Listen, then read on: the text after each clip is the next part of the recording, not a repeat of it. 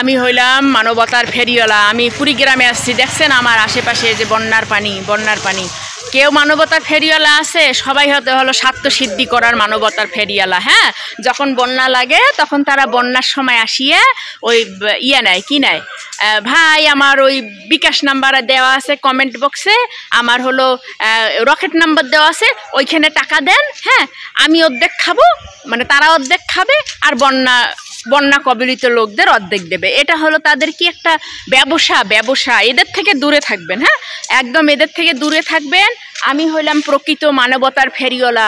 এই দেখেন কুড়িগ্রামে বন্যা, চারিপাশে বন্যা ভাসিয়ে যাচ্ছে, আমি এদের সাহায্য করার জন্য আসছি। আমার কমেন্ট বক্সে বিকাশ নাম্বার, রকেট নাম্বার দেওয়া আছে, আপনারা আমাকে মানি সেন্ড করবেন। অর্ধেক আমি খাবো, অর্ধেক আমি বন্যা কবলিত লোকদের খাওয়াবো। ঠিক আছে বন্ধুগণ, আমি মানবতার ফেরিওয়ালা। দেখছেন আমি দুর্যোগে সবসময় পাশে থাকি আপনাদের এবং আসি থাকবো।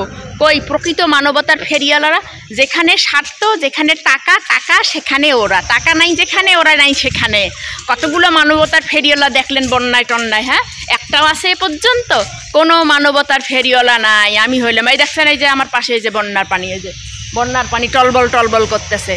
আমি এদেরকে সাহায্য দেব। আপনারা বিকাশ নাম্বার, আমার রকেট নাম্বার দেওয়া আছে কমেন্ট বক্সে। আপনারা পটাপট বিদেশ থেকে প্রবাসী ভাইরা যারা আছেন পটাপট আমার বিকাশের নাম্বারে টাকা পাঠাই দেন, আমি এদের সাহায্য করব। ঠিক আছে?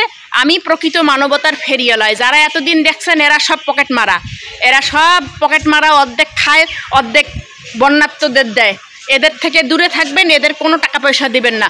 এ পর্যন্ত আমি আরেক বন্যা কবলিত এলাকায় গিয়ে আপনাদের আমি দেখাবো ভিডিও। ওকে, ভালো থাকবেন।